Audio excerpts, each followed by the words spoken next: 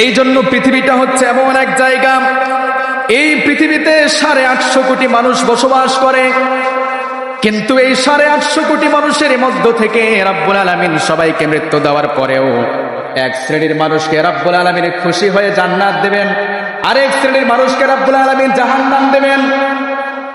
এদের মধ্যে হচ্ছে দুই শ্রেণী। এই 850 কোটি মানুষের মধ্যে হলো দুই শ্রেণী।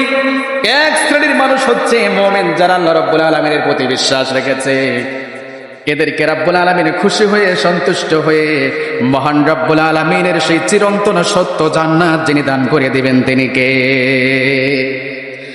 আবার পক্ষান্তরে দ্বিতীয় নাম্বার শ্রেণী যারা আছে, এরা আল্লাহকে বিশ্বাস করে না, নবীকে বিশ্বাস করে না, ওয়াল ইয়াউমিল আখির কিয়ামত দিবসকেও তারা বিশ্বাস করে না।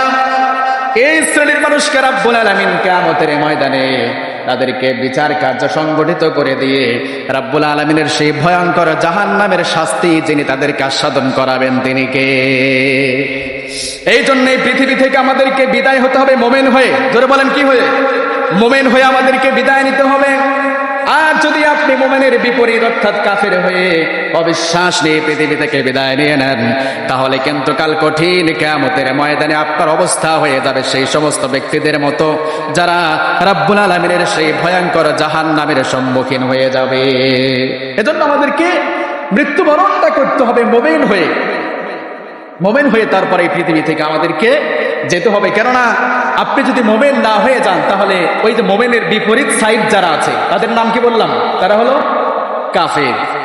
এই পৃথিবীতে আমার আপনার বানানো অনেক দল থাকতে পারে, অনেক মত থাকতে পারে, অনেক আদর্শ থাকতে পারে, কিন্তু আল্লাহর কাছে এই 850 কোটি মানুষের মধ্যে মাত্র দুইটা দল। এক নাম্বার দল হচ্ছে মুমিন, যারা আল্লাহর প্রতি ঈমান এনেছে, আর দ্বিতীয় নাম্বার দল হচ্ছে যারা আল্লাহর প্রতি বিশ্বাস রাখে নাই। ঠিক কিনা? এই এক নম্বর শ্রেণী যারা, তারা হচ্ছে মুমিন। তাদেরকে রাব্বুল আলামিন বলেছেন, তোমাদের জন্য আমি নয়নাভিরাম সেই জান্নাত অপেক্ষমান করে রেখে দিয়েছি। বলেন সুবহানাল্লাহ। আর দ্বিতীয় শ্রেণী যারা, তারা হচ্ছে কাফের, কুফফার, মুশরিক, তাদের জন্য আছে ভয়ঙ্কর জাহান্নাম। বলেন নাউযু বিল্লাহ।